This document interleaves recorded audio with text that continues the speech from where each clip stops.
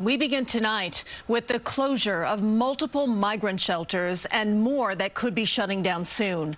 While the number of migrants arriving in the city has dropped, political reporter Marcia Kramer reports the city still needs to address the needs of these families.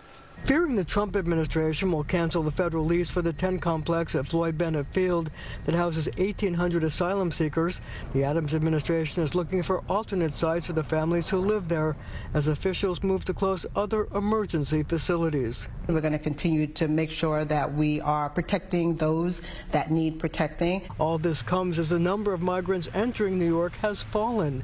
During the week of November 18th to the 24th, 400 people entered the shelter system, but 1,200 left, a drop of 800 in 1 week.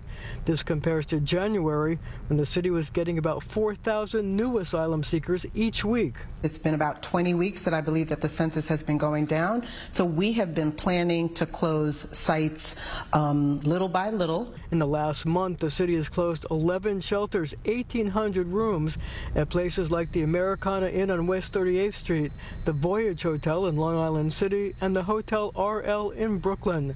But that's not all. There are also plans to close upstate hotels in Albany, Dutchess, Erie, Orange, and Westchester counties that currently house 900 asylum seekers.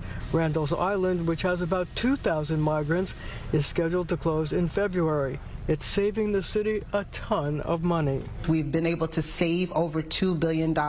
So to me, that's the real story here. And now we're going to continue to manage this crisis and make sure that we're able to downsize. The Legal Aid Society is also concerned about Floyd Bennett Field and whether it could be the target of immigration raids. The Legal Aid Society would obviously like to see the site close and for families to be rehoused, ideally close enough to their children's school so that they're not completely just, displaced from the neighborhood. President-elect Donald Trump's new designated border czar says he wants to meet with Mayor Adams to discuss the migrant crisis. At City Hall, I'm Marcia Kramer, CBS News, New York. This crisis is an issue Marcia has stayed on top of, and she did sit down with Ann Williams Isom on the Point back in September. You can see that full interview at cbsnewyork.com.